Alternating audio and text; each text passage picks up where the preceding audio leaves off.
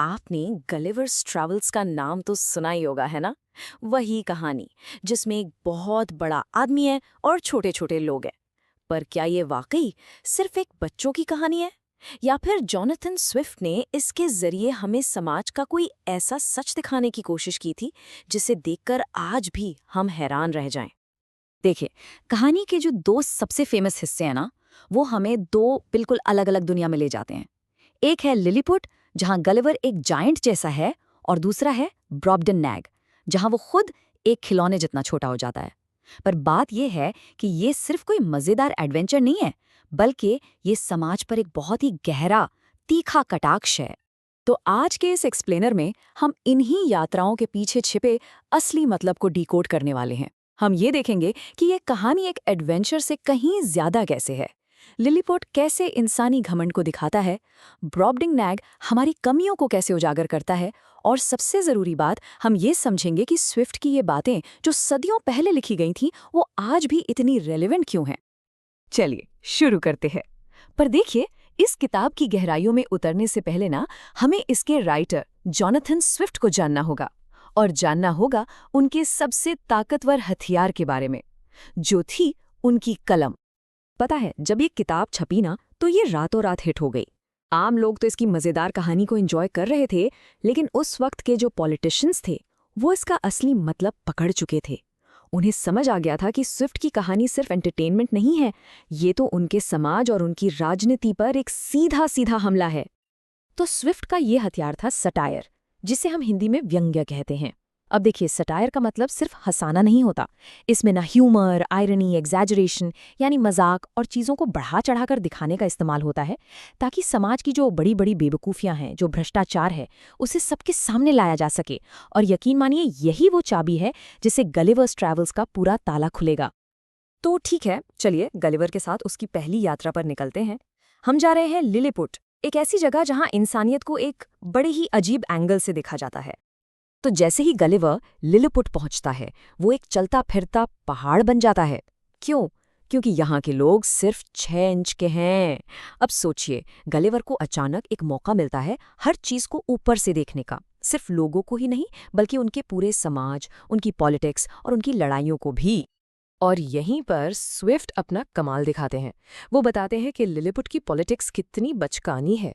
पूरा देश दो ग्रुप्स में बटा हुआ है, एक जो ऊंची एड़ी के जूते पहनते हैं, ट्रेमेक्सैन, और दूसरे जो नीची एड़ी के जूते पहनते हैं, स्लैमिक्सैन।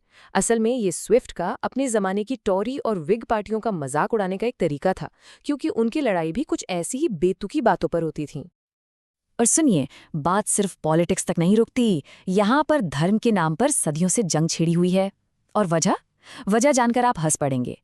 वजह यह है कि अंडे को बड़े वाले सिरे से तोड़ना चाहिए या छोटे वाले से।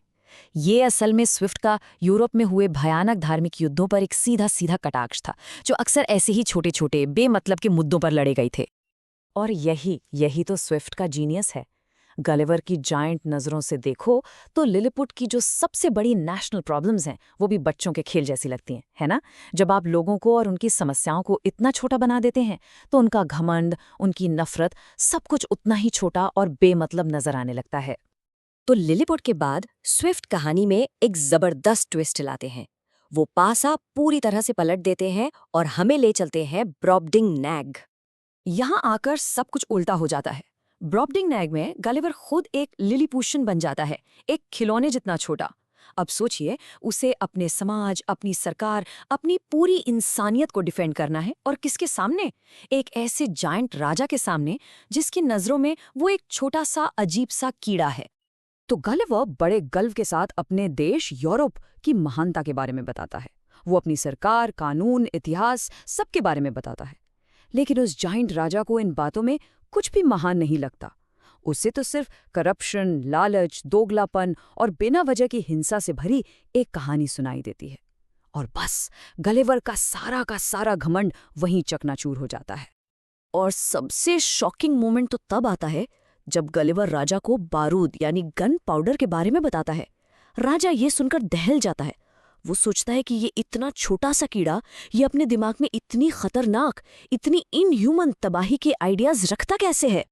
तो अब जब हमने इन दोनों यात्राओं को देख लिया है, लिलीपुट और ब्रॉबडिंगनैग, तो इनकी तुलना करके हम इस किताब के असली गहरे मैसेज तक पहुंच सकते हैं। तो आखिर इन दो सफ़र का मतलब क्या निकला? मतलब ये है कि स्विफ्ट हमें ये दिखा रहे हैं कि सब कुछ पर्सपेक्टिव का, नज़रिए का खेल है। लिलीपुट में जब हम ऊपर से देखते हैं तो इंसानी घमंड बड़ा बचकाना और मजाकिया लगता है, लेकिन ब्रॉबडिंगनैग में जब हमें नीचे से देखा जाता है तो हमारी ही क्रूरता और हमारा करप्शन हमें एक राक्षस जैसा बना देता है। तो सवाल ये उठता है कि इस क्लासिक कहानी से हमें आखिर क्या सीखना चाहिए? ये आज इतने सालों बाद भी हमारे लिए इम्पोर्टेंट क्यों है? देखिए, गलिवर्स ट्रैवल्स असल में एक जादुई आईना है। स्विफ्ट हमें छोटे लोगों और बड़े बड़े जायंट्स की कहानी सुनाते हैं, लेकिन असल में वो हमें हमारी ही दुनिया की तस्वीर दिखा रहे होते हैं। ये किताब हमें फोर्स करती है कि हम रुकें और अपनी पॉलिटिक्स, अपने समाज और हाँ, खुद अपने घमंड पर सवाल उठाएं। तो मैं आपको एक सवाल के साथ छोड़कर जाता हूँ। सोचिए, अगर जॉनथन स्विफ्ट आज जिंदा होते तो वो किस चीज़ का मजाक उड़ाते?